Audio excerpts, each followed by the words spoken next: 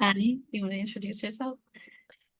Sure. My name is Annie Meyer. I'm the director of the Furniture Design Certificate program at MassArt, and I teach a few of the classes in the program as well.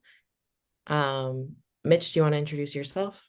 I'm Mitch Ryerson. I teach the furniture design classes, a couple of them at MassArt, and have for a long time.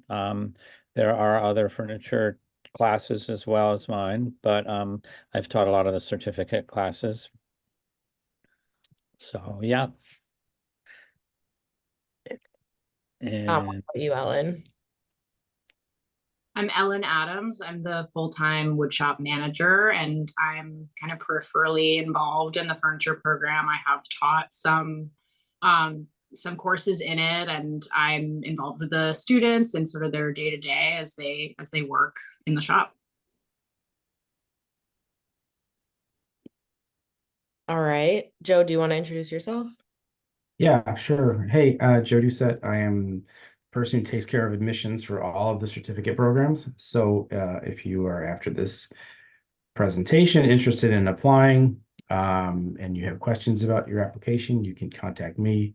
I'll put my email in the chat and I'll be available for questions through email anytime. Awesome. And how about you, Brenna? Hi, I'm Brenna. I'm the marketing coordinator for professional and continuing education, including certificate programs. Awesome. Well, thanks everyone. I am gonna jump right into a presentation that's gonna give you an overview of our program, and there will be time for Q&A at the end, and feel free to drop things in the chat as well. Okay, so maybe you've all seen our signature blurb by now, but just to say a bit about the program, MassArt's Furniture Design Certificate provides access to an education in fine furniture, craft, and design. Students work with successful designers and experienced faculty to develop skills in handcraft woodworking and machine techniques. They also have the opportunity to delve into design and metal fabrication, as well as our alternative materials and processes using our extensive facilities on our Boston campus. And so I won't read all of that long blurb for you, but you can read more on the website. I think what would be more helpful now is to just get into the nitty gritty of what to expect in all of your classes, your day to day, what the work is like. So let's jump into it. Here are some photos of our machine in our bench room. If you haven't been to our campus, I encourage you to visit. Feel free to shoot me a note anytime. If you'd like to come check it out. Our machine room is huge. You'll certainly get your laps in just like running back and forth across this shop. We have a number of really nice machines that are really super well maintained by Ellen, our amazing shop manager, and also a pretty robust bench room. So most of the hand tools you need are all there. We do encourage students to start to pick up some of their own tools, especially as you're learning hand tool maintenance and how to sharpen. You certainly build a relationship with your own tools, but we do have everything you need here for most of our classes. Oops, going the wrong way. And here's sort of a window into some of the other studios on campus. There is opportunity for electives throughout the program, and those can happen in really any studio that you're interested in. Here's a photo of our welding studio, ceramics, weaving, printmaking, just to name a few. Gosh, I don't know why it keeps going back to the beginning. But to talk a little bit about your first semester, the overarching program is 2.5 years. It's part-time. You have evening classes, evenings, Fridays, and weekends mostly. So it works with a busy schedule. In your first semester, you take fundamentals of woodworking. I've taught this class. The current teacher is named Rachel Prentke. She's a graduate of the North Bennett Street School. On the side here, you see sort of a sampling of joints. In the class, you really get into the nitty gritty of all different types of joinery. You learn about wood tech, machine use, hand tools, hand tool care. it's a super in-depth class. Even if you've done woodworking before, it's a great way to really learn our own shop in and out, and get everyone on the same page, and maybe even take your knowledge of wood to a deeper level before diving into larger projects. Here's an image. So you again learn a lot of joinery and tool care. Typically in the class as a group, everyone follows a plan, makes the same box. This is an example of one of the boxes that everyone made in a section that I ran of this class, but then everyone breaks off and makes a box of their own design. So here's some boxes from both my class and Rachel's class. So you can see the variety of different directions people take this project, and here's a group of proud students, and they're complete and almost complete boxes towards the end of the semester last year. In your first semester, you also take a class called Concept to Object. I've taught this class as well. Currently, we have Frank Crishone teaching this class, who's a local designer that works in both wood and metal, a variety of materials. And here you really learn how to ideate, how to draw, how to make models. A lot of your own ideas for your future pieces will come to life. In this class, we're really pushing people to develop their own design language and sort of make it. This is the beginning stages of really making this program your own. Here is an example of a model that Stephen Thrasher made in a class years ago, and then actually saw this project through to fruition, and a few years later ended up completing this piece that was born in a first semester class for him. Oh my goodness, sorry. I don't know why it keeps jumping. But here's another example of a recent graduate, Adi Kitov. Here's a model that she made as she was planning out her most recent piece, her graduating piece of this moon stand. And also a tiny piece of furniture leading to a drumming and drumstick and cymbal inspired table by Richard Burns. Then in your second semester, so this would be in the spring, you move on to Furniture 1. So you move on from boxes and tiny pieces of furniture and start actually building some furniture. You typically make a case and stand in this class. This is currently taught by Heather Dawson, who's actually a graduate of the program herself. Heather was in the first graduating class of certificate students way back in 2014. Here's an example of a piece from Heather's class, a small case and stand. Here's another one. These are all recently completed pieces. And here's another happy class photo. So you can see the different directions people take this, but it's a great way to sort of learn stick and case joinery and put a bunch of different things together and really start to understand construction. In your second semester, you also take an elective, which can happen in any number of shops. Again, here an example of welding.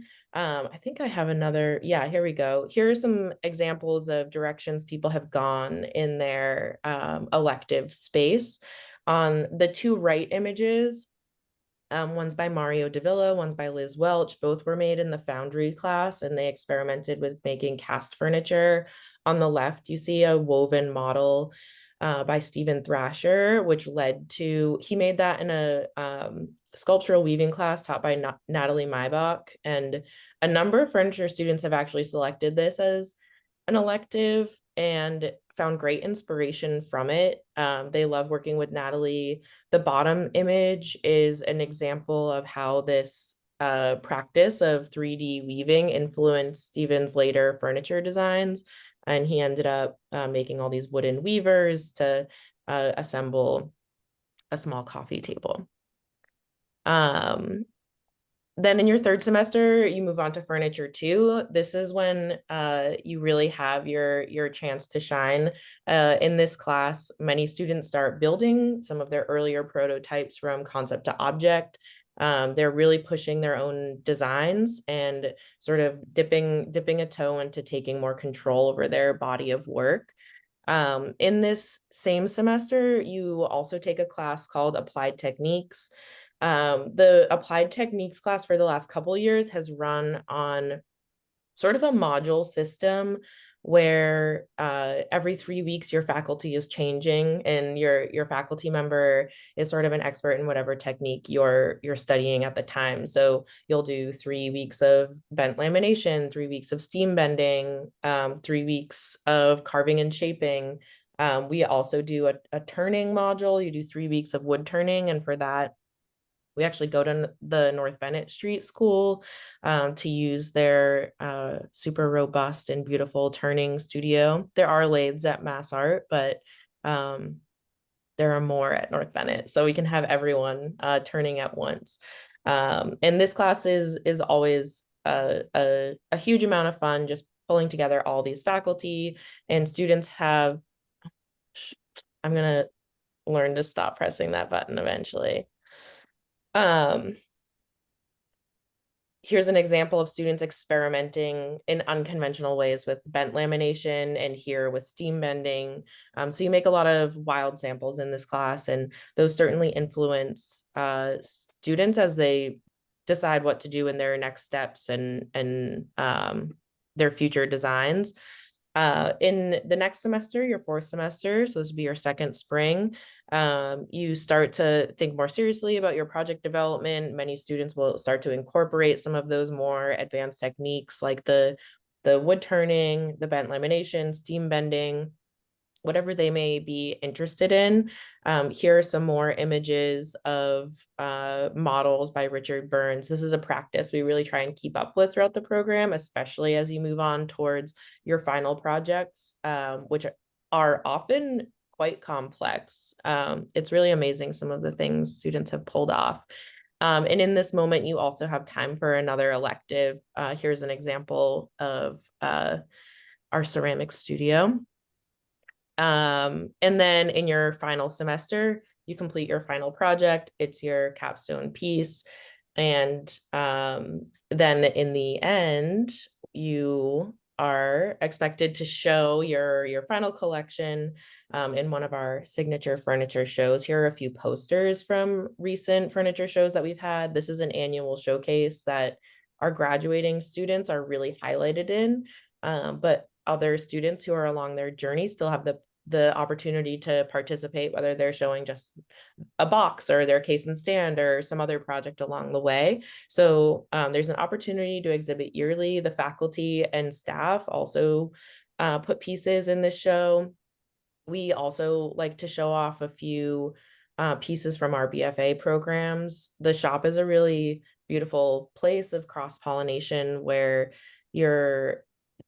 you have access to this amazing shop, but you're also in there with students who are studying architecture, sculpture, industrial design, or even students who are, an animation major, a painting major, something else, taking an elective.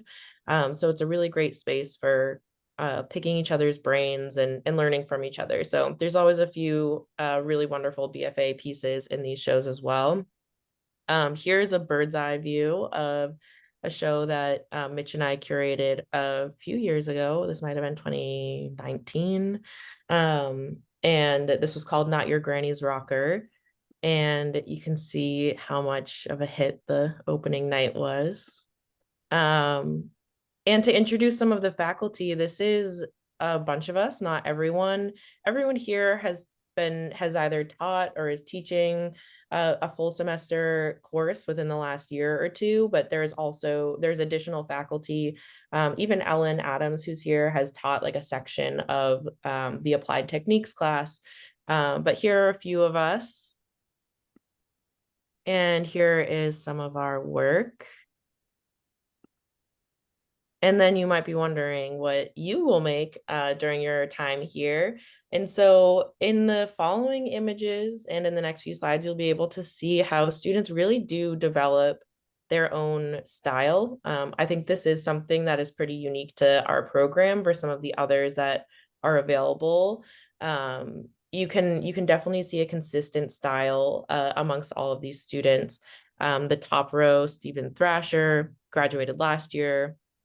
Joe Sheehan graduated, I think, in 2017, and still is involved, still works on campus, TAs classes, taught bent lamination. You can see he loves a bent lamination in his second two images there. Taught that for our applied techniques class. Top row is Mario Davila. Adi Kitov just graduated this semester. Adi is just got a studio space at a shared shop in Charlestown, where I also have a studio. So we look forward to her continued work post program, and I'll be excited to share a studio with Adi. The top row is Richard Burns, and the bottom is Liz Welch, also another member who was from our first graduating class a while back. So a little bit of information on how to apply. You may have seen some of this information on the website, and this is all on the website for you to review again. There's a $35 application fee. To be eligible, you just need a high school diploma or GED, no previous college experience. In your application, you'll put a statement of purpose. This is really your place to shine, for us to get to know you, understand why you're applying to the program, understand what you're going to add to the community. You can give us your resume as well. The letters of recommendation are optional, but if you would, they're there if you think they'll add some valuable added context to your application. We'd love to see those. You'll send us your transcripts, and the portfolio is also optional. But like the statement of purpose, it's really valuable to see a portfolio, and you don't need to put a lot of pressure on yourself for the portfolio. It could be woodworking things, it could be drawings, anything that gets us to really understand you creatively and why this is important. But even if it's like, cutting board you made in a one-day workshop, or some sketches on a napkin, really whatever you have that will help us understand you and why you want to join us. Oh my goodness. Let's go all the way back. So where were we? How do I apply? What will it cost? Here's our current costs. A bit of a breakdown here, of course, subject to increase, so check back for any updates there, but this is our current breakdown, and all these figures are always on the website in their most updated form. One of your questions may be, can I visit? And I would certainly encourage you to visit. On the following slide, we have a few ways to stay in touch. The general CE address will likely get you to Joe or someone else who can, well, Joe actually also dropped his email in there, but here's my email. It's almeyer@massart.edu. So I also encourage any of you to reach out to me directly. I'm more than happy to have a coffee, show you around campus. We can take a look at the wood shop. You could visit during a class or during a slower time, kind of whatever works. Definitely reach out and come see the campus, and you can decide for yourself if it is going to be a good fit. And of course, there's also our Instagram, where you can keep up to date what's going on in the classroom, and our website. But that's everything I have for you for now. So I'll stop my screen, and if there are any questions, I am happy to take those. But of course, if people want to ask offline, you can also, like I said, email me anytime. I'll drop my email here again. But while we're all still together, are there any questions top of mind? Or Jackie or Joe, Ellen, Mitch, or Brenna, anyone want to add anything? Please feel free to jump in. Yeah, I'll just throw in one quick thing about the application, where it said high school transcripts are required. They are and they aren't. So if you only have a high school diploma, we need them.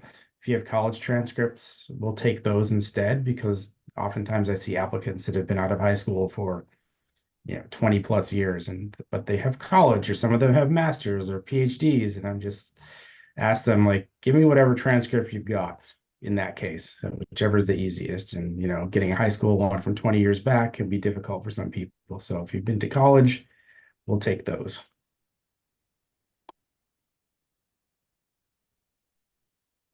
I just like to add that what you just said, Joe, reminded me one of the really cool things, and Annie touched on it, about the program and the shop in general, is that people come from all different backgrounds, and the students at MassArt are from all different departments, and people are of varying ages and degrees that have different degrees already. But it's a very friendly, creative, and cross-pollinating space. And there are a lot of in the early days of the certificate program, there were separate classes that I taught a bunch of them. Lately, the upper students are there a lot, and they come often during the day if they can swing it. But they also can come in the scheduling. I shouldn't really get in too deep, but they're often there during the day with the regular students, and they take full part in the reviews and the all the kinds of slideshows and whatever that happen while they're working on their own projects.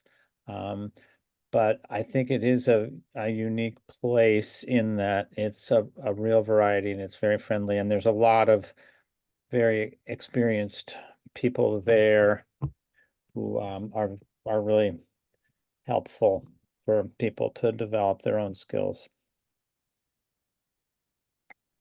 Come visit. That's the best way to get a sense of it, is really to come visit during a class, or if you can't come during the day, during an evening class, or on the weekends. There are often people working. And the class gives you really good access to the shop too, which is a really exciting resource. Yeah, Ellen, do you want to add anything about shop access and shop life outside of class? Yeah, well, we have an amazing shop. If you haven't seen it, it's we get compliments on it all the time. I'm very proud. In terms of access, we have just expanded. You can expect the shop to be open pretty much 8 to 9 on weekdays, and like 8 a.m. to 9 p.m. And then on weekends, we just expanded access to Sundays. We have access Saturdays and Sundays. So there is a lot of time to come in. Students are always welcome to work during classes that are taking place, as long as they're sort of respectful of what's happening in that class. And there's like Annie and Mitch have mentioned, there's a lot of like porosity that happens between sort of the undergrads, the grad students, the certificate students, and we all just help each other out. And it's really an amazing resource. And yeah, come see our shop. Like everyone's been saying, I'll drop my email in the chat as well. I'm there 5 days a week. So if you just want to come in and chat and see what's going on, or want to know a good time to drop by, it's a really accessible campus. You just have to sign in with public safety and come in. Another thing that's nice about the program at MassArt in particular, but I think being in Boston too, is that it connects to Boston has a lot of tradition of furniture making, and I like North Bennett Street is another school that's also an amazing school. It's a very different kind of program, but when you come to MassArt, you learn a lot about the things that are going on around town and other makers in town and shows and stuff. So it's a really good way to connect to that furniture and design and making community in the area.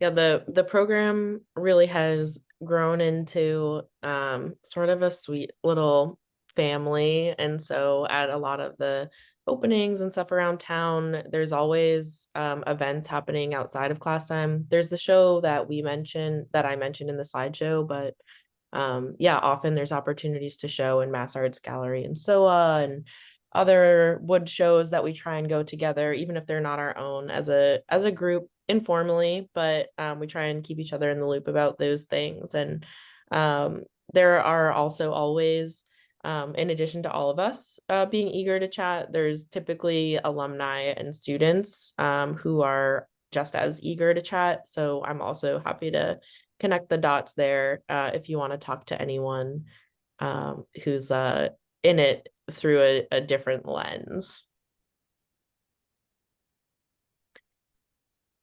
Any other final questions or anything anyone wants to add?